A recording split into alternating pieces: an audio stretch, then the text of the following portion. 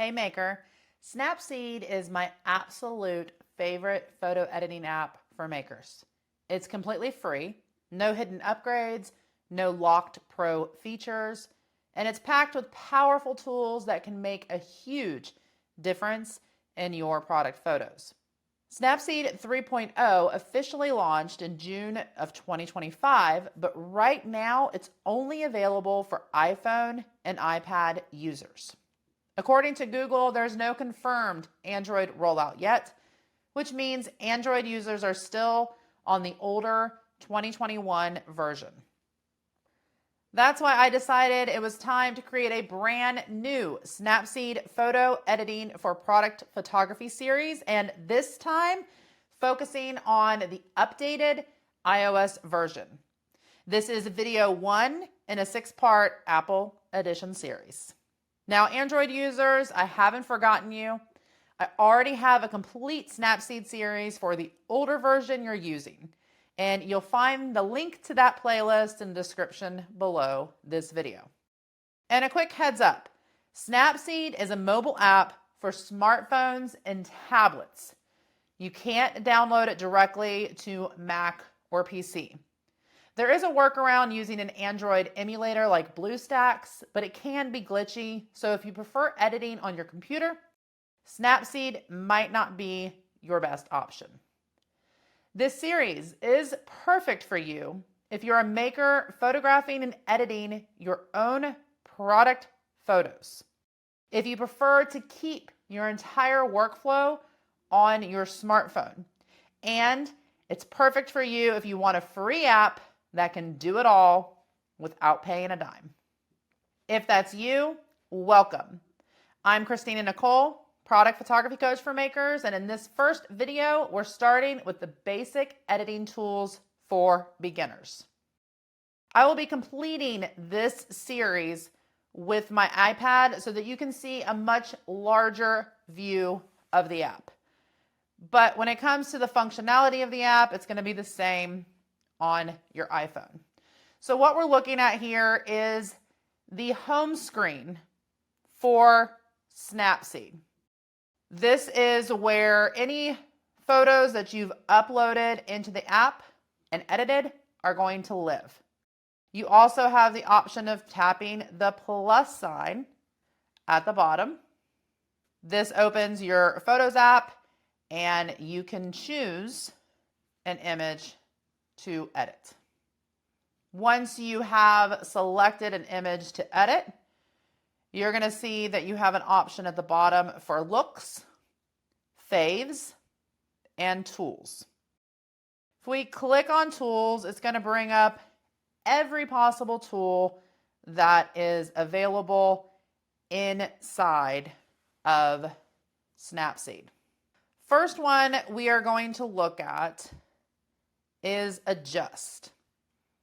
So if we tap on adjust, this is going to give us some basic edits that we can make. This is a beginner's tool that allows us to adjust our brightness, contrast, saturation, ambience, highlights, shadows, and warmth. This tool is going to function on a slider concept. So you're going to swipe left on your screen with your finger to increase brightness, and we're going to swipe right to decrease. So this specific tool, brightness is going to darken or lighten the entire image. So again, swiping left, we're just going to increase the overall brightness of the image a little bit.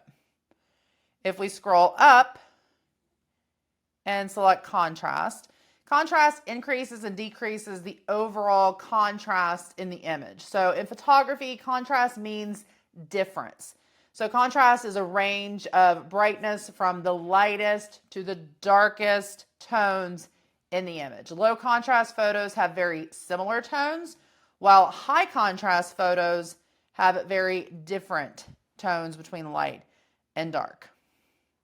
So we've got kind of that light background. If we go to increase contrast, you'll see that the product And the gold stand just really kind of like pop, but they look a little funky. And then if we go this direction, we start to lose some of that pop of color. So just creating similar tones there. We're going to do about a 13 there. Scroll up and we go to saturation. This is going to add or remove vibrancies in the colors. So if we go this way, the colors are going to get really vibrant. And if we go this way, they're going to get really dull. So a lot of times, especially when shooting with our smartphones, we want to kind of increase that color saturation a little bit there. Next we're going to look at is ambience. Now, I don't typically use ambience. It's kind of a twist on contrast, but it can adjust the balance of light in the entire image. So again, really washing out and then kind of adding those darks back in. So it's kind of a contrast component. Go from ambience to highlights. Highlights are going to darken or lighten the overall, like it's only going to lighten or darken the highlights in your image. So those are going to be your light tones. So you'll notice that everything else really isn't shifting too much. I'm actually going to decrease this a little bit to pull in some of that color from the background. We move up to shadows. This is going to darken or lighten only the shadows in the image. So kind of the darker tones. Back to my shadows there. Okay, so we'll make that a little bit darker there. Now, if we go up to warmth, warmth's going to add a warm or cool cast to the entire image. It's going to be kind of the same as your white balance temperature setting. So we're going to get real warm there, real cool there. It's kind of a neat effect. Probably decrease that just a little bit there, okay? And then we're going to hit this check mark in the corner and keep those edits there. Next one we're going to get into is your details. We're going to select details. This is going to be structure and sharpening. I don't really use this setting. I try to focus on making sure that I'm setting really good focus and getting a sharp image to begin with. So structure is going to increase basically the amount of details in the image. This structure uses a unique algorithm to bring out the texture of objects throughout the photo without affecting like the edges of the objects. So one of the big things that you can kind of see is you get a lot of like where there's some markings on the product, like little nicks on the product. Those are really being brought out. So just not as soft, but really over exaggerated. The background is kind of nice. So we'll bump that up a little bit for the sake of this training. And then sharpening is going to increase the amount of sharpness in the details of the image. That's pretty basic. Again, it's just really pulling out the details of the product. Just make sure you don't overdo it with sharpening because it can end up making your photos look a little wonky as far as the texture and make them look a little fake. So we'll go ahead and hit the check mark, save those edits, and then we're going to go into white balance. With white balance, we have temperature and tint. Temperature, going to take us really warm, it's kind of like warmth, or really blue. Okay, I'm pretty happy with the color temperature, so I'm not going to adjust that. Tint, we're going to go magenta, or we're going to go green. Okay, same thing. I'm pretty happy with the overall white balance in this image, so I'm not going to make any adjustments there. So I'm going to hit the check mark. The next basic editing tool we're going to use is healing. And what this does is allows us to go in, and I'm going to zoom in, which you can see the two little red dots. I'm pulling my fingers apart, and I'm going to keep zooming. It allows us to kind of clean up these spaces. So you can tap, or you can kind of rub on the screen to get rid of some of these markings. Sometimes it does something wonky, so you just hit that back button or undo button. We can zoom in even more, take care of some of these little random dots. Zoom out, move around, cleaning up the space.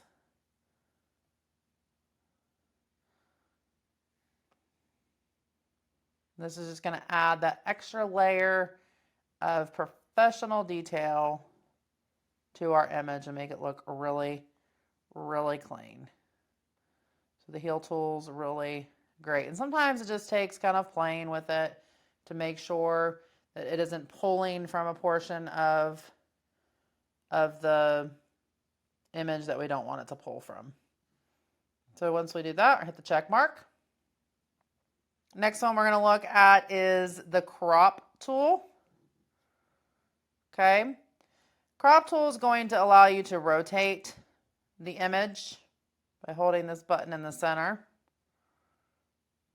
And then if you click the button to the right, that's going to give you just different aspect ratios. So depending on the platform that you plan on using this image on, whether it's Etsy, your own website, or some type of social platform, you're going to choose the aspect ratio that's best for that platform. So let's just choose a square for this one. And then we can move these corners and decrease or increase the frame of the square. If you move your finger left and right image, it allows you to do it as well. If you grab this actual line down here and move across this line, and it's going to allow you to rotate differently. Hit that check mark when done. Next one we're going to look at is the perspective tool. Especially if you sell something like candles, this allows you to move kind of up and down if your product looks a little wonky. Sometimes with smartphones, you can also go left and right. With smartphones, we have a hard time with that wide angle camera lens because it can distort taller, like more cylinder-like objects. So this just allows you to kind of play, and you notice if the corners there are blacked out, it kind of does like a fill-in for you. Hit that check mark. So the next one we're going to look at is expand. And this one allows you to essentially expand your backdrop. Like maybe I just want to make it more of a vertical, but we have to be careful because sometimes it's going to pull from different parts. But this is a really good option when, see, now it did something really weird there. That was super weird.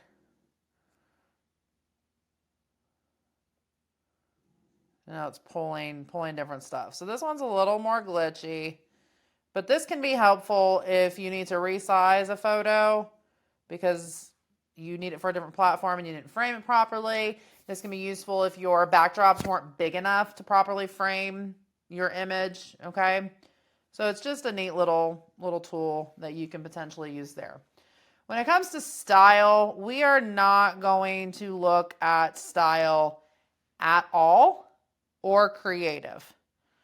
We are focusing on editing product photos for your online shop, and the goal in our editing is to make sure that these product photos look as true to real life as possible.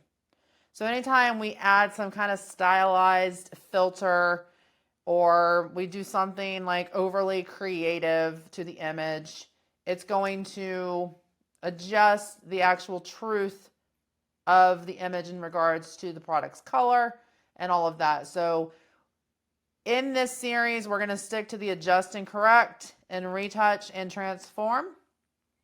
And in video 2, you're going to learn how to use Snapseed's Pro Tools for advanced editing. See you next time.